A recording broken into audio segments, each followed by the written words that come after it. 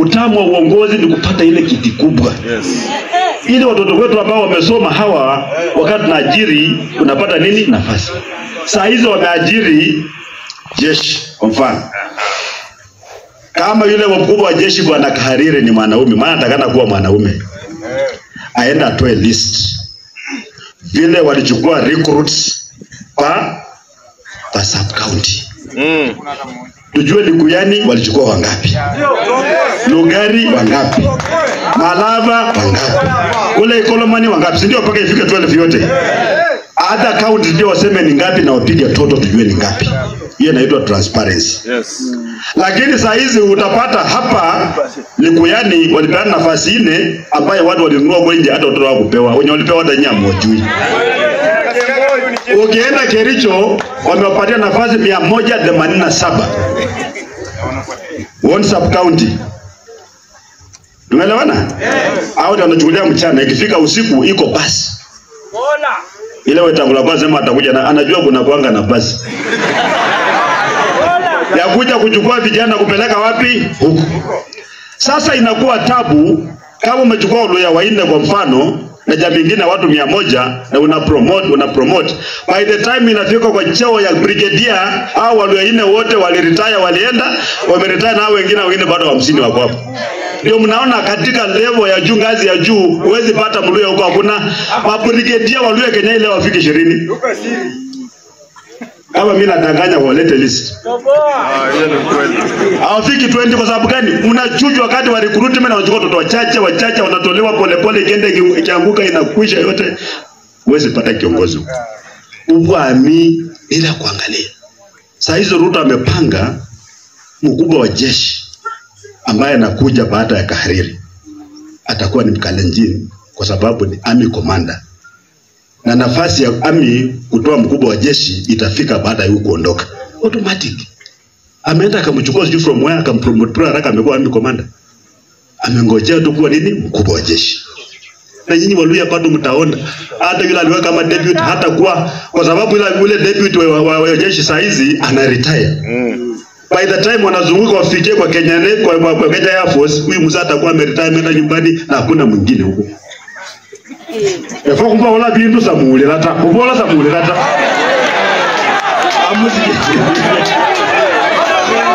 Amziki. Watu wetu jishike sikio useme hii kura yangu 2027 lazima iniokoe. Wacha kusikiza propaganda ya matusi. Unajua watu wanapiga kelele hapa ni watu ya kutunga kuja kuchanganya Waluya. Sikia sauti yangu mimi I speak from my heart. Yes, party of action. Mimi sio lazima nikuwa hapa Kakamega leo. Sio lazima nikuwe Malaba, mimi ni gavana wa Trans Nzoia. Ningekuwa nimeenda kucheza golf na wenzangu. What am I doing here? Kwa sababu roho inauma mimi.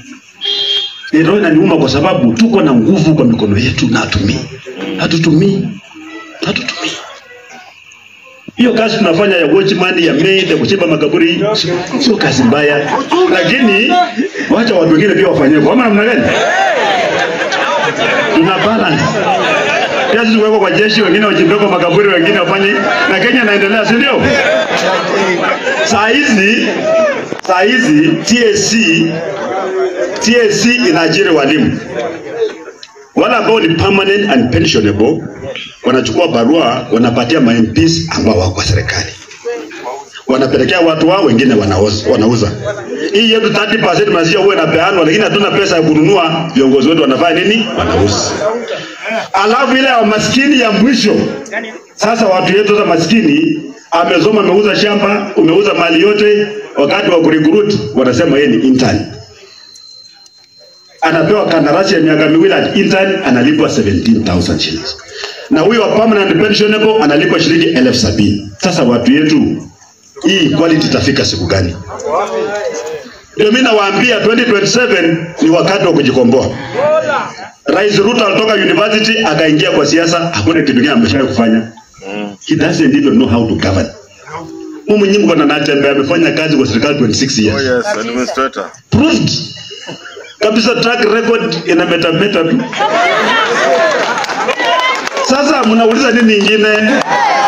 Naenda kujifunza nini? Napenda hivyo. We can run this Kenya mpaka Kenya kuwe a respected country vile takana kukua. Bila guesswork, bila nini. Lakini for other Kenyans to take us seriously, watu yangu, lazima mu demonstrate kwamba tuko pamoja. We have to demonstrate kwamba we are together, we are going to vote together. Hatutaki madoadoa mingi mingi, huyu ameenda huko hapana.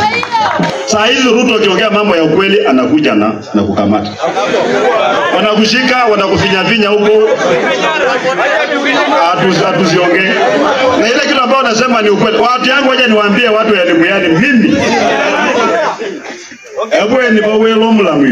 Nena Mwenyezi Mungu. Sijawahi hata kuchukua hata ndururu kutoka kwa Ruto. Hata ndururu. Nikikuwa DC, nikikuwa county commissioner, hata saa hizi mbele ya Mungu ambayo ako hai, sijawahi kuchukua ndururu kwa Ruto ama mtu wa Ruto, na sitawahi. I will never. Sitawahi. Na hata Ruto, hii Trans Nzoia yetu hakuna mradi hata mmoja ametufanyia. Zero. Lakini wakati wanaitisha ushuru, sisi wote wanalipa ushuru. Wakati wa kuleta maendeleo, wanasema yao kwa upinzani haupewi chochote, huyo kwa serikali apewe kitu. Mbona waseme kwamba watu wenye kwa upinzani pia wasilipe ushuru? Ndio balance vizuri, si ndio? Mimi niko under surveillance 24/7. Nafuata na wale watu wa DC. Huyu jamaa alikuwa anaongea. Hata nikienda kwa choo wanajua nadememenda kwa choo. Nikipiga simu wanasikiliza simu yangu 24/7. Wanasikiza. Hata unaongea tunamsiana bwana. Wanasikiliza.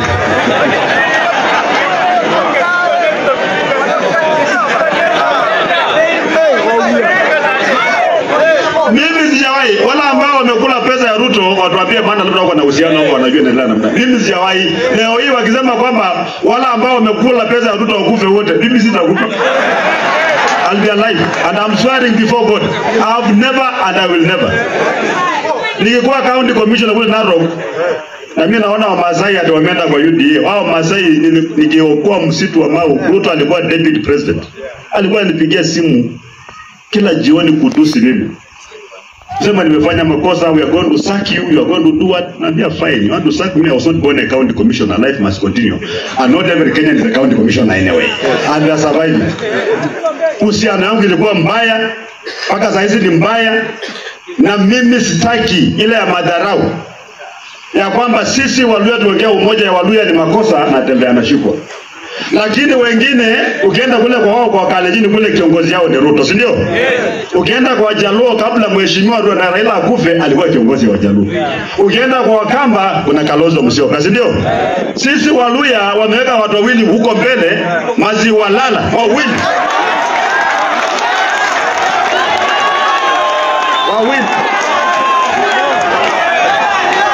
Hao majamaa hata ukiwauliza atoe mtoto mmoja hata jirani yake kule nyumbani mmoja ambaye amelipia fees mmoja, hawezi sema. Hamna wako. Lakini wakati wakihesabu kama Waluya wako ndani ya serikali, wanasema huyu wako kwa serikali, huyu wako Waluya mnalalamika namna gani? Those positions ambao ziko useless, we do not need them. Hatutaki. Na yule ambaye atakuja hapa utafuta kura hapa kwetu 2027 utakuja na formula. Maana hii ni mlango tunaweka kwa nyumba yetu. Utakuja kunok, utakuja kuingia ni kama unaenda kwa choo. Utanok. Watu wangu mimi nataka mkae ngangari. Na mimi niliwaambia kwamba 2027 sehemu hii ya magharibi hakuna kura ya kuchezea tena. Tumesema Mluya atajipeleka kwa meza peke yake. Hatuendi barabara nyingine ya Nyanza au mahali pengine. Sisi wenyewe tunaenda kwa hiyo meza, si ndio? Wala ambao ni marafiki wa Wetangula na Mudavadi na nani, mimi nasema tu pole. Ama namna gani? Akakwe kawe. Lakini na bando lepe. Simamo yao imekwisha. So wameuza Nzoia. So wameuza Pani Pepa. So wameuza Kitinda. So wameuza Nzoia. So wameuza Mumias. Ino wamepakishia sisi. Na mimi niliambia yule Muhindi anaitwa Rai, kama elewe historia ni kwamba ile shamba ya Nzoia kuna watu wetu waliwacha hiyo shamba wakakuja wanaishi hapa Chadicha hapa Sven.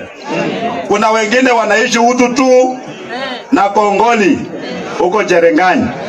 waliwacha shamba ili factory ikajengwe hapo. Hiyo factory ni yetu, sio serikali. Wajue namna hiyo. Kila decision ambaye inafanywa kuhusu factory lazima tuhusishwe. Yule muhindi aliangusha pad paper, hakuna kitu anafanya kwa pad paper. Alipeleka mambo yote kule Tanzania, amefungua factory ya makaratasi, akafunga hii. Saa hizi yeye anamiliki West Kenya. Atafunga Nzoia, akili yake yote atapeleka West Kenya. Tuko na shamba letu hapa 24,000 acres. Hatutakubali enda kia Mungu. Hata kikuwa miaka 10, hata miaka mingapi, ile siku utachukua nafasi ya uongozi wa taifa la Kenya, mtu ya kwanza kufukuza atakuwa ni Rai. Akaa kijua namna hiyo. Na viongozi wa Bungoma nikiongea mambo ya Nzoia wanakasirika. Hata my brother Lusaka anakasirika na mimi nimeongea mambo ya Nzoia. Anakasirika kwa sababu gani? Wetangula anakasirika kwa sababu gani? Baraza anakasirika kwa sababu gani? Wawacha ukasirika, mimi nasema ukweli, we got a road deal. Hawezi kusema shamba ya Nzoia wanakodesha eka moja kwa shilingi 50,000 kwa miaka 30 kwa eka moja. Kumaanisha kwamba kila mwaka eka moja wanakodesha kwa shilingi 1,600. Hata hapa mbai na wanyako kwa buli mabandu befwe 1,000 ndalo nyola waina buli matebo. Hiyo maneno ndio mimi nasema wanakasirika na mimi. Na mimi nimewaambia kama hao ni waangwana. Wale wafanyakazi wa Nzoia wote 13,000 wasifuta hata mmoja. Nasikia wale casuals wamefutwa wote. Wale ambao ni permanent 3,000 nao pia watafutwa. Hao wenzetu viongozi wa Bungoma, can you stand before the media and assure the people of Bungoma ya kwamba wale wafanyikazi wa Nzoia watafutwa kazi? Wataweza kusema hiyo kweli? Baba wele biabwe basi lile vekure pando kama umia sana. Watu wetu ambai, mtanikubali mimi niongee kwa niaba ya Muluya? Mtanikubali mimi niongee kwa niaba ya mtu ambaye amepinyiliwa chini? Na mimi nikikuwa kule mbele nikiangalia nyuma nitaona watu huko? Mtanishikilia? Na wewe mleo kupamwila. Mulandi la kukono. Mulandi la.